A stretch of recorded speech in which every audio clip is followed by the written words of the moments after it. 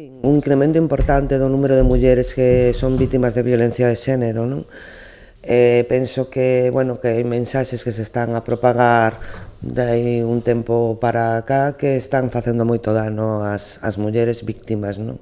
Están como empoderando os maltratadores. Os xulgados, bueno, pois só tedes que coller os diarios e ver as sentencias, non? Quero dicir, eu penso que é a pata que coxea neste ámbito. Entendo que o Código Penal é o Código Penal e o problema, eu penso que o problema da violencia de xénero é que a xustiza desnaturaliza o que é a violencia, non?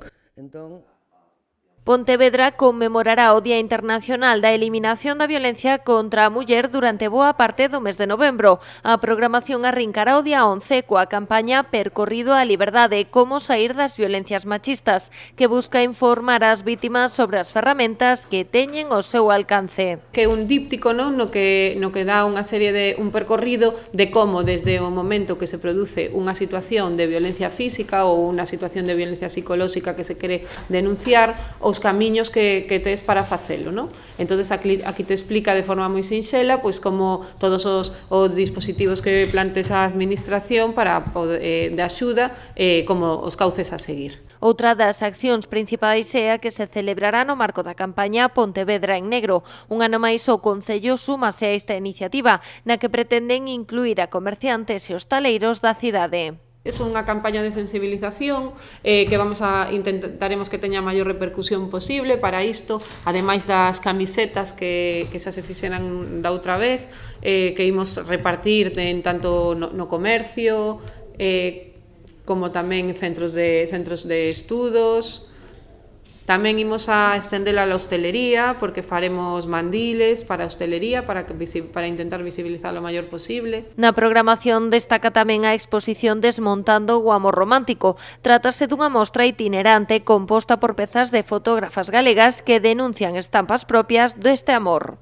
Que reflexan zonas da cidade, características da cidade, que é bastante identificativas. Van a exponer situaciones pois como que reflicten pois os mitos do amor romántico, non? E ademais desa imaxe, pois haberá unha